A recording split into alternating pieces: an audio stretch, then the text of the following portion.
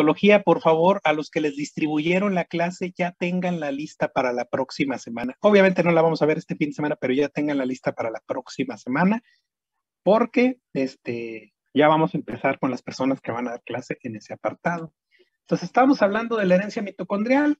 Entonces, el ADN mitocondrial codifica enzimas, pues obviamente relacionadas con ¿quién? Pues con la fosforilación oxidativa. Eso no hay vuelta de hoja.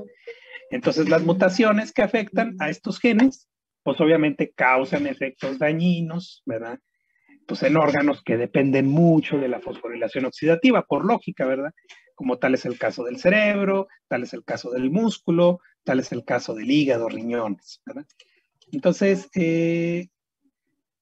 lo interesante, ¿verdad? De la herencia mitocondrial y sobre todo haciendo alusión a las enfermedades mitocondriales, es que algunas de las personas, ¿sí? En las mitocondrias pueden tener mezcla, ¿sí? De copias que están sanas o de elementos que tienen la mutación. Entonces, se presenta este fenómeno que les decía ahorita que se llama heteroplasmia, en donde hay una cantidad variable de ADN mitocondrial que está sano y ADN mitocondrial que se encuentra mutante. Entonces, esto habla, ¿verdad?, de que la expresión, entonces, también de las enfermedades puede ser relativamente variable de acuerdo a la cantidad del ADN mutante que se tenga. Por esa ventaja que mitocondrias o ADN mitocondrial que está bien, que está sano, o al que está con las mutaciones. Y se describe dentro de las enfermedades mitocondriales a la neuropatía óptica del Leber, ¿verdad?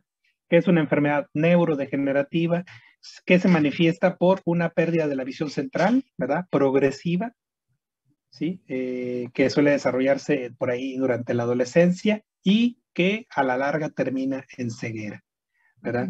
La neuropatía óptica del Leber, cuando la mutación mitocondrial sí se encuentra muy extensa, ¿verdad? Aparte de esto, suele acompañarse de defectos en la conducción cardíaca, otras alteraciones neurológicas, ¿verdad? También pueden ser vistas, ¿verdad? Entonces, el ejemplo clásico de la herencia mitocondrial lo explicamos en esta neuropatía óptica, sí, que es una enfermedad neurodegenerativa que conlleva a ceguera. Y aquí está incluso una imagen de cómo se presenta la pérdida de la visión a nivel central y conforme se va dando la evolución de la enfermedad con el paso de los años, sí, empieza a extenderse, ¿verdad? Más en el campo visual. Y por último, ya para cerrar el capítulo, ¿verdad? Ahorita les voy a dar nomás unas indicaciones en relación a la parte final. Vamos a hablar de la impronta genómica, ¿verdad? Yo creo que de los conocimientos más recientes que se tienen en la genética en relación a este grupo de enfermedades genéticas están aquí, ¿verdad?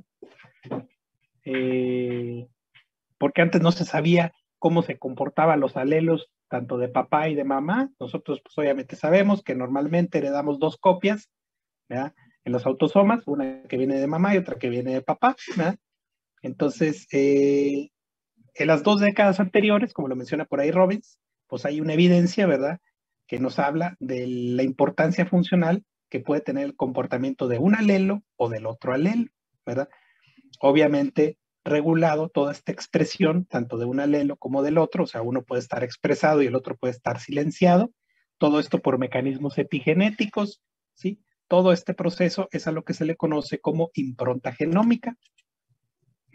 ¿En qué consiste? A fin de cuentas, la impronta genómica consiste en activación o inactivación de esos genes, ya sea de un alelo, o sea, de la mamá, o sea, del papá, ¿verdad? Cuando nosotros hablamos de manera normal de impronta genómica materna, pues nos referimos al que el silenciamiento se va a dar en el alelo materno, mientras cuando se da la impronta en el papá, pues obviamente nos referimos a que el silenciamiento se va a dar en el alelo del padre. Entonces, ¿dónde se da este proceso de impronta?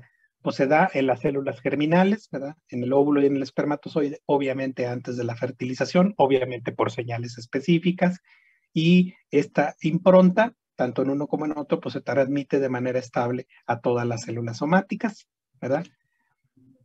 ¿Qué se conoce de la impronta? De lo que se sabe es que existen genes improntados, múltiples genes improntados en la especie humana en un rango de 200 a 600, ¿verdad? Se sabe que la impronta genómica puede presentarse en genes aislados, pero lo más común es que se encuentren en grupos, ¿verdad?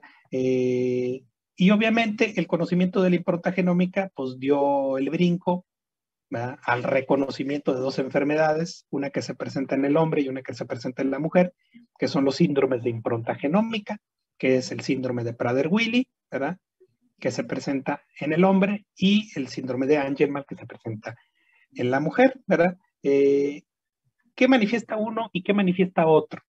¿Verdad? Porque lo interesante de los dos síndromes, ¿verdad?, uno que es en el hombre y uno que es en la mujer, pues radica en que ese proceso de alteración genética involucra el mismo sitio en el mismo cromosoma, que es el cromosoma 15. La única diferencia está en que uno se presenta en el hombre y otro se presenta en la mujer, y es ahí en donde sale la importancia de la impronta. Claro, tiene por ahí algunas variaciones en los fenotipos, sí los hay, ¿verdad? Pero la base de el proceso de la alteración genética se encuentra pues, prácticamente en el mismo cromosoma y en el sitio muy parecido.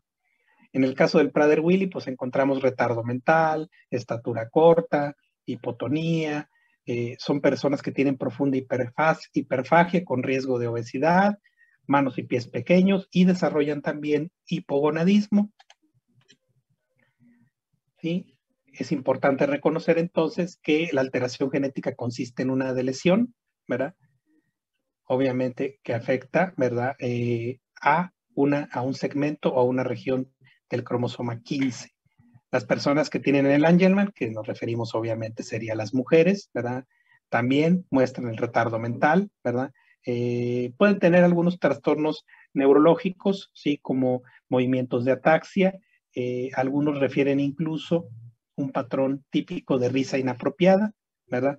Pero entonces es interesante reconocer, ¿verdad?, que en la enfermedad, en el caso del síndrome de Angelman, igual encontramos el mismo proceso de lesión, la misma alteración genética, igual en el mismo cromosoma 15, pero vamos a verlo ahorita en dónde está, en qué alelo. Vamos a verlo, aquí está la maestra, la figurita buena.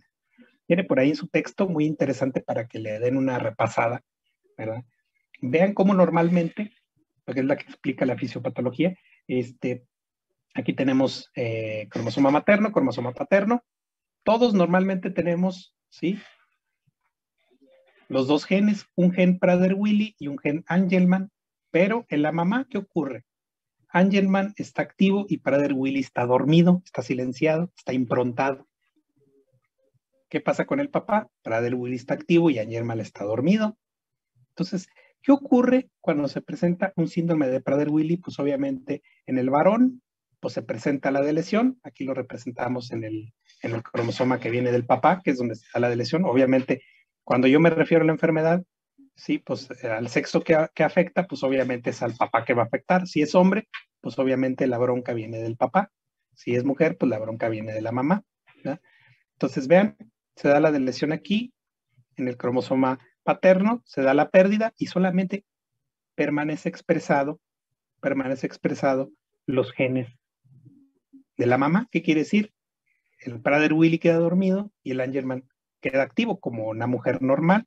Entonces aquí manifiestan la enfermedad como Prader-Willi, mientras que en el Angelman se pierde, la lesión se da la pérdida en el cromosoma materno y solamente se expresa el componente del papá. ¿Qué quiere decir? Prader-Willi y Angelman que teníamos de un lado queda dormido, ¿sí? Y así es como se manifiestan el cuadro clínico. Aquí está. ¿Qué presentan las personas que tienen afección de síndrome de Angelman? Pues esta afecta genes de una ubiquitina ligasa, ¿sí?, que cataliza reacciones químicas, ¿verdad?, de activación de ubiquitinas, ¿verdad?